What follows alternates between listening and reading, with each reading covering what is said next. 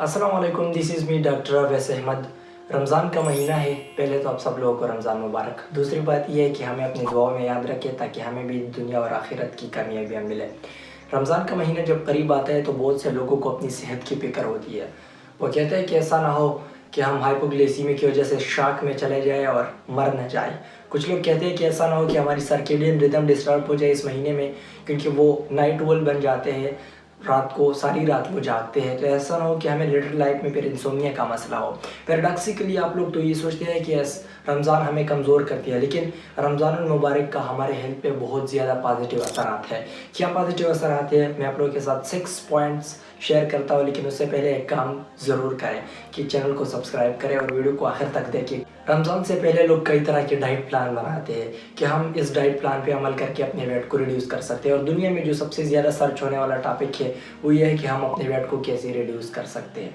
लोग इसके लिए मुख्तलिफ़ किस्म के मेडिसिन लेते हैं। कुछ लोग तो डाइट प्लान बनाते हैं, लेकिन उस पर अमल करना उसके लिए बहुत मुश्किल होता है। रमज़ान एक ऐसा महीना है जिसमें आप एक डाइट प्लान बना के उस पर आसानी से अमल कर सकते हैं। रमज़ान में हम करते हैं इंटरमिटेंट फास्टिंग, और इंटरमिटेंट फास्टिंग की वजह से हम अपने वेट को बहुत हद तक कंट्रोल कर सकते हैं। जब आप रोज़े में होते हैं तो रोज़े के दौरान आप इंटरमिटेंट फास्टिंग करते हैं, आपके बॉडी में जो बैड कोलेस्ट्रॉल होते हैं जो कि हमारे लिए बहुत ज़्यादा ख़तरनाक साबित हो सकते हैं, तो वो हमारे बॉडी में कम हो जाते हैं। बैड कोलेस्ट्रॉल कम होते हैं, एक तो आपका बॉडी वेट रिड्यूस होता है, इसके साथ साथ आप हार्ट अटैक की तरफ नहीं जाते और आप ब्रेन अटैक की तरफ भी नहीं जाते। पॉइंट नंबर 2 ये है कि हमारे बॉडी के लिए जो इंस्टेंट सोर्स ऑफ एनर्जी है वो ग्लूकोज है। चंद घंटों के बाद तो ग्लूकोज ख़त्म हो जाता है और फिर body whole and solely depend करती है फैट पे। वो हमारी चर्बी से अपनी एनर्जी हासिल करती है रोज़े के दौरान। तो हमारी चर्बी में कुछ डेंजरस चीज़ें होती हैं जिसको कहते हैं टॉक्सिन्स, वो हमारे पेट डिपॉजिट्स में होते हैं।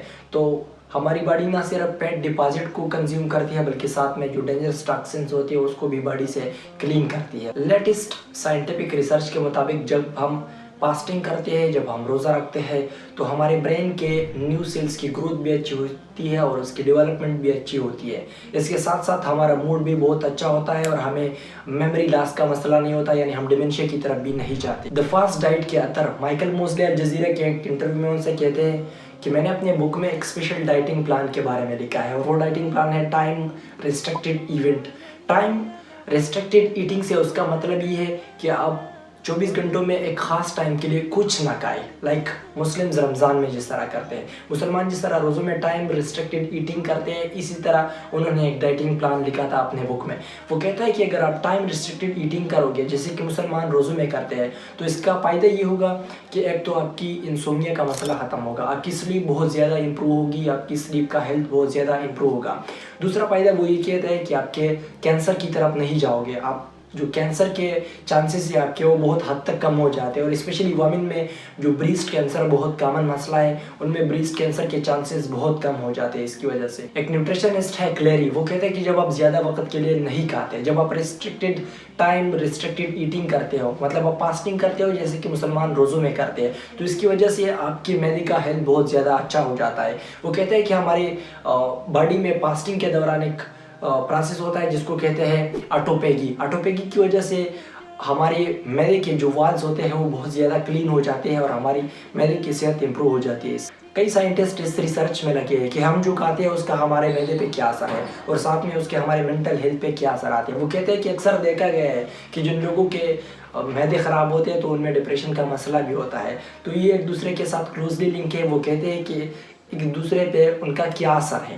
तो इस स्टडी के बारे में माइकल मोस्ले अपनी किताब में लिखता है कि जब हम फास्टिंग करते हैं, लाइक मुस्लिम्स जो रमज़ान में करते हैं, लाइक मुसलमान जिस तरह रोज़िंग करते हैं, अगर हम इसी तरह फास्टिंग करते हैं तो हमारे ब्रेन में एक केमिकल रिलीज़ होता है। उस केमिकल का नाम है BDNF, brain derived neurotrophic factor. Brain derived neurotrophic factor का काम क्या होता है? जब ये हमारे ब्रेन में रिलीज़ होता है तो ये हमारे ब्रेन के खुलियों की प्रोटेक्शन करता है, उनकी प्रोटेक्शन को इन्हांस करता है।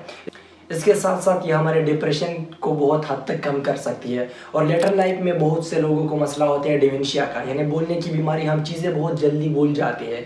तो वो कहता है कि अगर आप इसी तरह के फास्टिंग करते हैं जिस तरह मुसलमान रोज़ों में करते हैं तो आपके ब्रेन में केमिकल्स रिलीज़ होंगे जिसकी वजह से आप डिमेंशिया की तरफ नहीं जाएंगे, आपको डिमेंशिया का मसला नहीं होगा, आपको बोलने का मसला नहीं होगा।